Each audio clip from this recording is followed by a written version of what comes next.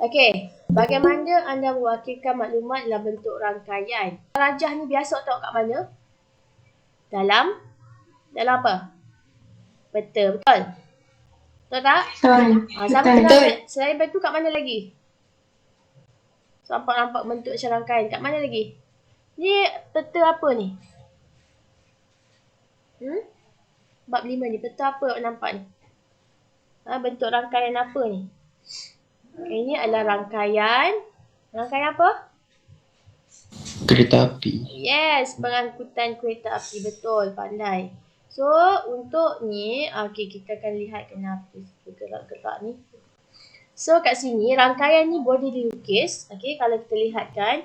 Rangkaian graf ni satu bentuk graf unik yang boleh digunakan untuk mewakilkan maklumat yang bertindih atau bersilang. Rangkaian digunakan secara meluas dan merangkumi hampir setiap bidang dalam kehidupan. Selain daripada rangkaian ni, apa lagi awak nampak bila kita ada hubung jalin, ada kait mengait, apa lagi? GPS? Oh, GPS, betul? Sebab GPS ada satu stesen ke satu stesen kan? Lagi? Pandai. Siapa jawab tu? Saya, Alia. Bagus Alia. Lagi? Kalau salah silah keluarga, nampak tak salah silah keluarga? Nampak? Daripada datuk pergi nenek, daripada nenek dapatnya ayah kita, kemudian dapat kita. Itu satu rangkaian juga. So dia ada suatu perkara yang unik di mana kita boleh menegakkan maklumat. So dari situ kita tahulah salah silah kita. Dari mana datangnya So kat sini rangkaian juga digunakan secara meluas dalam hampir semua bidang. Dalam institusi, kekeluargaan, dalam organisasi dan sebagainya. So rangkaian dilukis atau dipaparkan dalam bentuk grafik, dan dia berkaitan sesuatu maklumat. Dia ada perkaitan. So kat sinilah kita nak lihat bagaimana kita nak kaji maklumat, untuk menggambarkan sesuatu rangkaian ataupun hubungan. Right. So ni contoh 14 Contoh 14 ni dia menceritakan satu situasi, iaitu situasi perjalanan keluarga Encik Vun. Encik Vun ni bersama keluarganya bercadang untuk melawat tempat bersejarah di Melaka. So ini merupakan peta negeri Melaka dan di situ dia melihat 3 pilihan laluan. Berserta jarak. Kalau berserta jarak kita panggil ni graf apa kelas? Graf berpemberat. Yes, bagus. Graf yang berpemberat. So dia ada jarak dan dia juga mempunyai anggaran masa. Berat dia pun ada masa juga. Yang diambil dari Tangkak ke Formosa Melaka. So dia cerita situasi di situ. So di sini apa lagi maklumat yang kena faham? Dia beritahu lagi. Dikatakan P ialah laluan berjarak 46. So nampak tak P? P 46 kat sini ya kelas? Ni 46 ni. Saya highlight kan. Alright. So kat situ adalah P kat sini. 46.3. Kemudian dia kata Q adalah 50 dan R ialah 53. Pada pandangan kamu, mengapakah laluan P mengambil masa yang lebih panjang berbanding laluan lain walaupun jarak laluan P adalah terpendek? Soalan ini macam KBKK biasa je kan? So apa alasan yang boleh kita bagi? Kat sini 46 1 jam 18 minit. 50 1 jam 2 minit sahaja. 53.3 1 jam 2 minit sahaja. So dua-dua ni lebih cepat daripada P ni. Kenapa? So kita bagi alasan yang kukuh, yang kita boleh fikir secara logik. So kita bercakap laluan P ni mengambil masa yang panjang mungkin kerana apa kelas? Apa? Trafik. Traffic jam. Mungkin kat situ banyak traffic light. Kawasan bandar yang sesak.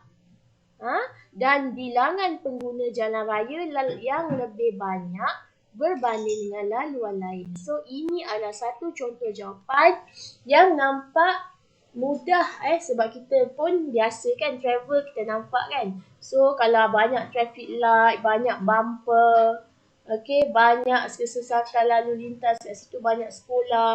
So dia akan memberi kesan kepada apa? Masa.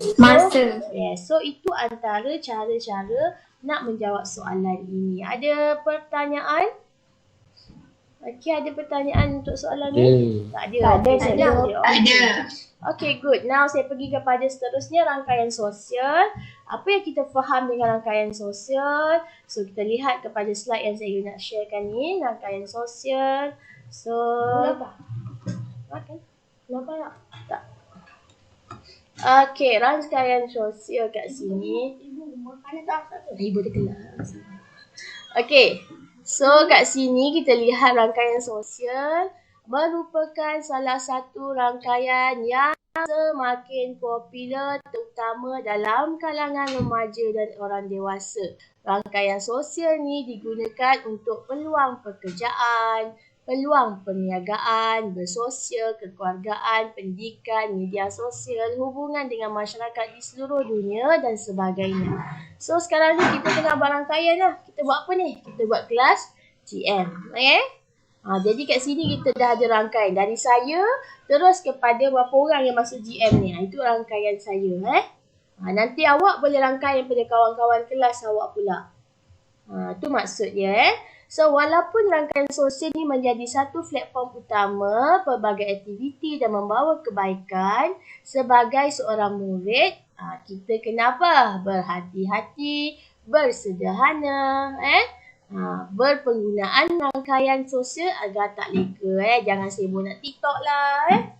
Sambil WhatsApp lah, main game online lah sampai tak tidur, sampai lewat masuk kelas. Itu yang tak memberi manfaat.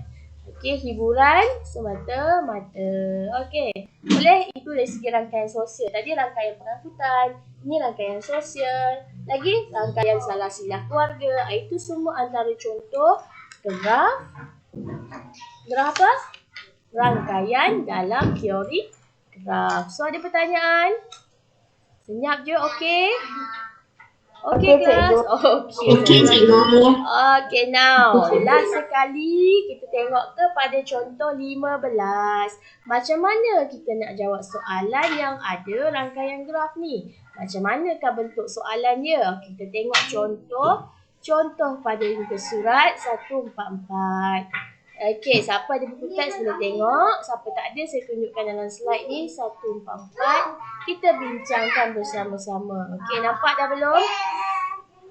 Dah nampak? Belum. Sekejap dia loading lagi. Dah. Ini kalau keluar soalan ni mungkin dalam soalan kertas 2 bahagian B. Dan mungkin juga soalan bahagian kertas 1. So saya tak boleh cakap kat mana soalannya. So kena faham lah. Sebab soalan ni tak adalah susah kalau awak faham. So kita tengok kat sini. Macam mana? Jadual di bawah menunjukkan data 6 orang murid dan 2 jenis permainan yang diminati. Tukarkan maklumat yang diberi dalam bentuk rangkaian. So dia bagi awak jadual. So setiap murid ni dia ada kaitan dari segi minat permainan dia. So macam mana kita nak selesaikannya? So kita kena study lah. Siapa yang suka minat yang sama, dia akan lalu pada bucu yang sama. So macam mana kita nak buat? So kita tengok kepada penyelesaian contoh. Inilah daripada jadual dia suruh bentuk graf. So macam mana kita nak tengok kat sini? Kita nak tengok siapa bucu, siapa tepi. Sebab melibatkan 2 permainan, maka seorang tu ada 2 laluan. Betul tak? Sebab 2 permainan yang diminati, maka orang tu dia tak boleh jadi bucu. Faham? Faham tak? Macam contoh, Ifan dia seorang, dia minat 2 game. Jadi yang bergeraknya adalah minat dia. Bukan Ifan tu ada 2 orang. Nanti dia hantu pula Ifan tu.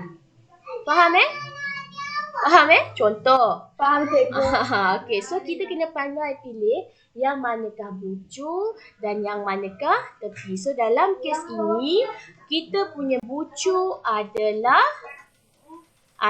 permainan. Yes. So siapa yang datang pada siapa, kita tengok kepada jadual. So di sini dia kata Elmam. Okay. Oh sorry.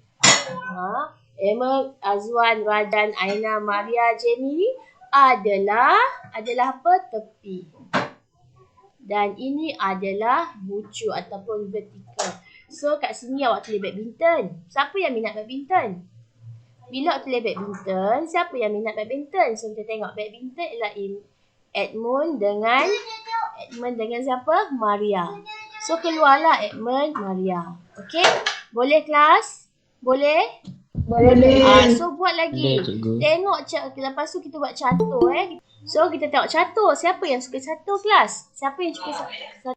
Edmund, Edmund dengan Rajan dengan Aina. Edmund, Rajan dengan Aina. So dekat catur tu mesti ada laluan.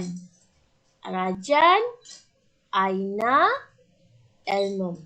Okay, boleh? Boleh kelas? So kita tengok seterusnya. Yang ketiga, siapa suka bola sepak? Rajan. Azwan.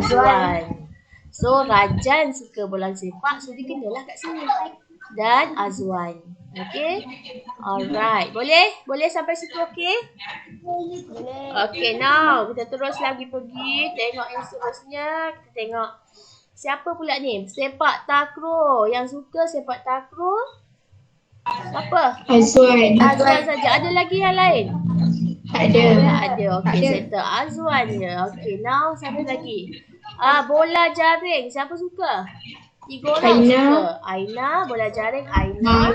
Maria, Jenny. Maria dengan Jenny. Okay, good. Last kali bola tanpa hanya Jenny sahaja. So, itulah cara kita nak lukis. Okay, nak lukis apa? Rangkaian. So, kat sini yang penting, kena pasti siapa tepi, siapa bucu. Jelas Belas? Jelas? Okay, now kita pergi 5.1. Latihan 5.1 dalam buku teks awak. Okay, pertama, dia bagi jadual. Dah bagi jadual. Lepas tu apa dia suruh? Lengkapkan rajah 1. So, apa yang awak kena buat, awak kena faham lah. Okay, dia suruh lengkapkan rajah 1 dengan melukis graf tak terarah. Bila tak terarah, tak perlu ada anak panah, tak perlu ada nilai. Okey, soalan B, dia minta lukis satu pokok. Ingat tak pokok tu apa maksud dia kelas? Pokok tu apa maksud dia? Mesti tak ingat dah, baru belajar semalam. Apa graf pokok? Tak ada gelong dan berbilang tepi. Dia mesti tak ada gelong dan tidak ada berbilang tepi. So, awak buat satu bucu, satu tepi lah. So, kat sini perlu ada pemberat. Okay, lukis satu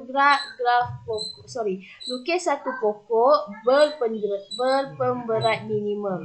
So, bila minimum, kena ambil nilai-nilai yang kecil lah. Okey, dengan keadaan setiap tempat hanya dilalui sekali. Alright, so C, berapa jarak minimum pokok yang anda lukis? So, dia berkait. Okey, boleh? Boleh untuk soalan nombor 1, buat soalan nombor 1. Saya bincang sikit untuk soalan nombor 2. Yang ni soalan nombor 2 ni, seronok ni sebab cerita pasal makan. Okey, dapur 12 tu lapor. Dah makan belum? Okey, so ni pun sama. Lukis satu graf tepi. Lukis satu graf berbilang tepi berdasarkan jadual. Maksud berbilang tepi tu, maknanya apa? Awak kena cari minat yang sama antara murid-murid tu. Okey? Berapa orang yang suka nasi ayam dan nasi lemak? Orang yang sama, berapa orang? So, kena buat line banyak lah. Marvin ni suka nasi lemak dengan nasi ayam. Jadi dia ada 2 line lah kat situ. Okey. Awak kena buat Lepas tu banding pula. Ini kan. So itulah dia graf berbilang tepi. Boleh? Boleh? Boleh? Boleh. Dan boleh Boleh, cuba yang cikgu. lain-lain. Tak kisah. So, soalan nombor 2 buat juga. Yang akhir sekali kita akan buat lukis carta organisasi. Yang ni kita panggil dia graf apa ni? Bila carta organisasi, graf terarah ke? Tak. Dan apa jenis graf? So, study apa nama jenis graf. Lepas tu, awak bina satu rangkaian organisasi dan berikan justifikasi. So, kat sini ada 3 benda. 3 benda cara menjawab tu kena buat. Okey, nanti kita bincang di kelas akan datang. Sampai di situ dulu dan saya stop. Maka kita dah habis. Okey, sampai bab 146. So, saya akan jumpa awak next minggu depan. Kita akan habiskan bab 5. So, tinggal satu lagi dalam bab 5. Cikgu harap kamu siapkan semua latihan cikgu bagi tu. Pastikan siap, jangan tangguh kerja sebab kita akan ada bab lagi yang akan datang. Okey, sekian saja untuk hari ini. Terima kasih. Terima kasih kerana hadir.